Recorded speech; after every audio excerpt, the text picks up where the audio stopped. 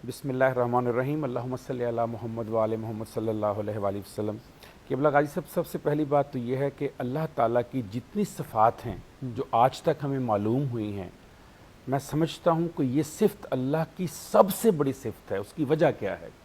अगर अल्लाह के यहाँ ये उफ़्वत दरगुज़र की सिफ़त ना होती तो कायनात एक लम्हे के हज़ारवें लाखवें हिस्से में ख़त्म हो चुकी होती।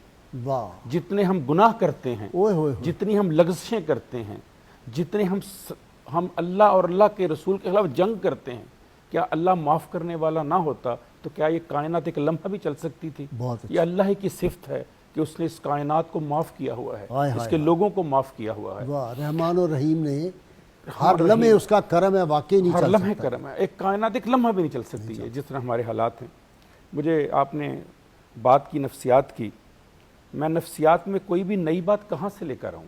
वाह, कौन सी ऐसी नफ्सियात की बात है जो मेरे नबी और सल्लल्लाहु उनकी अलैहि आल वसल्लम। और उनके सहाबा कराम से हमें नहीं मिलती? कौन सी बात है? ठीक, रात पढ़ रहा था, कोई 15-20 किताबें देखी, कोई 10,000 के करीब रिसर्चेस को देखा, गूगल अलर्ट लगा के चेक किया, कोई एक बात ऐसी नहीं मिली जो मेरे नबी सल्लल्लाहु अलैहि वसल्लम की ज़ात अक़दस से ना मिली हो। मुझे वाह वाह वाह, मुझे वो याद आ गया, हज़रत अनस बिन मालिक रज़ी अल्लाह तआला अन्हु जो फरमाते हैं 10 साल तक मैंने रसूलुल्लाह की हाय खिदमत हाय की, हाय हाय, और जब भी मुझसे कोई गलती हो जाती, लग़ज़िश हो जाती, कुछ टूट जाता, तो मुझे कहते या बुनैया, ऐ मेरे प्यारे बेटे, ऐ मेरे प्यारे बेटे।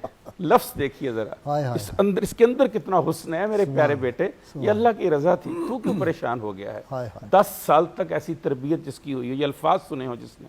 फिर मुझे याद आता है, आप अक्सर कहते हैं तेरी नस्ल पाक में है बच्चा बच्चा नूर का।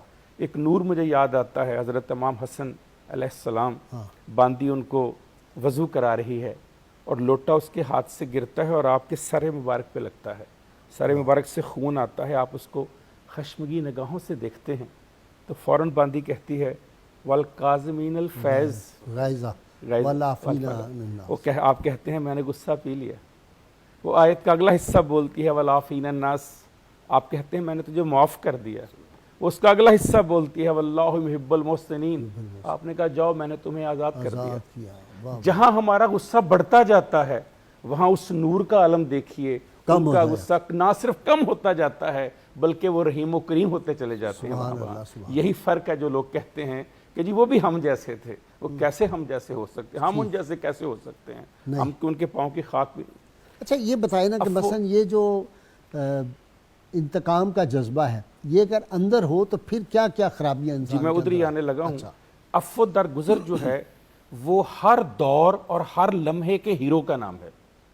अच्छा, अगर आपने आज पूछना है कि हीरो कौन होता है, हाँ। जो हर लम्हा अफ़्व दरगुज़र में गुजारे वही हमारा हीरो होता है। वाह, और हम अपने भी हीरो हो सकते हैं, वाह, क्योंकि जो सबसे बड़ा अफ़्व दरगुज़र है वो इंसान ने अपने साथ करना होता है, जिसे हम सेल्फ फॉरगिवनेस कहते हैं, खुद को मुआफ़ करना। हम खुद को बड़ी सज़ा देते हैं। देखिए जो खुदकुशी होती है, ये जो बीमार हो जाते हैं लोग ज़हनी तौर पे, ये खुद को सज़ा दे रहे हैं वो। उसके बाद ये ऐसी चीज़ है, हम नफ्सियात में पढ़ते हैं कि ये ऐसी है जैसे मैं जहर का प्याला पीऊं और सोचूं कि दूसरा मर जाएगा। प्याला तो जहर का मैं पी रहा हूं, दूसरा कैसे मर सकता है इससे? लिहाजा जो आपने बात की कि जब आप अफ़्व दरगुज़र नहीं रखते तो आप एंगर रखते हैं, आप गुस्सा रखते हैं, आप इंतकाम रखते हैं। अब क्या वजह है कि इंतकाम जो है वो नफ्सियात में उसकी इंपॉर्टेंस ये है कि जो इंतकाम या गुस्सा है या जारहियत जो है, ये एवोल्यूशन के साथ साथ इंसान ने सीखी है, क्योंकि उसने अपने अंदर ये पैदा किया है कि वो हिट बैक करता है। ठीक, और उस हिट बैक के अंदर उसको हिडोनिस्टिक यानी उसको मजा मिलता है, अच्छा। उसको राहत मिलती है। अच्छा। एंगर जो है वो ईगो बूस्टर है, यानी आपकी अना को वो और बूस्ट बढ़ाता करता है, बढ़ाता है और फिरौनियत पैदा करते हैं आपके अंदर, और इंसान उससे मजा लेना, हाथ उठाना शुरू कर देता है।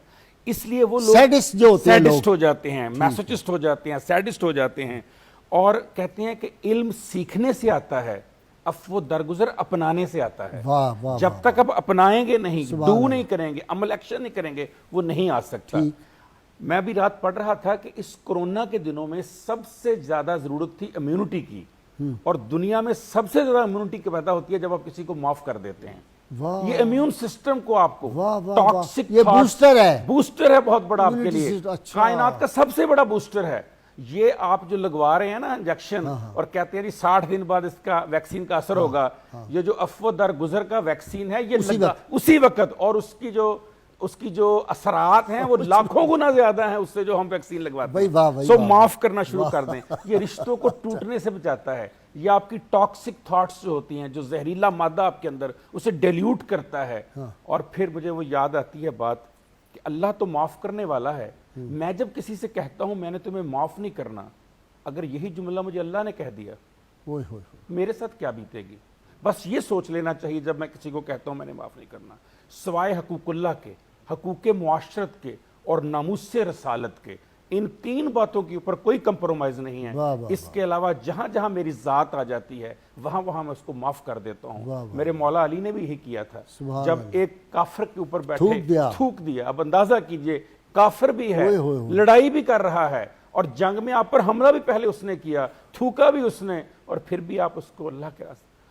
یہ اندازہ کیجئے ہمارے سامنے کیسے ایسا ماڈل میں نفسیات میں کہاں سے پیش کروں، کہاں سے لے کر دنیا میں نہیں کوئی۔ پھر آپ دیکھیے کہ جب آپ کسی کو معاف کرتے ہیں تو ہمارے اندر جو درد ہوتی ہے، جو تکلیف ہوتی ہے، جو دکھ ہوتا ہے، نفسیات کہتی ہے یہ ہر درد کا نسخہ ہے، پرسکرپشن ہے ہر درد کی، یہ ہر درد کو ختم کر دیتا، ہر پین کو، ہر دکھ کو، ہر تکلیف کو ختم کر دیتا جب آپ کسی کو معاف کر دیتے ہیں۔ کیونکہ جب آپ کسی کو معاف کرتے ہیں تو دراصل آپ اللہ پہ قرض ڈال دیتے ہیں، کیونکہ آپ نے اللہ کے لیے اس کو معاف کر دیا۔ تو اللہ فرشتوں سے کہتا ہے اس نے کس لیے معاف کیا اس کو؟ کہتے ہیں اللہ تیری رضا کے لیے۔ اللہ کہتا ہے پھر اس کے دکھ کون دور کرے گا؟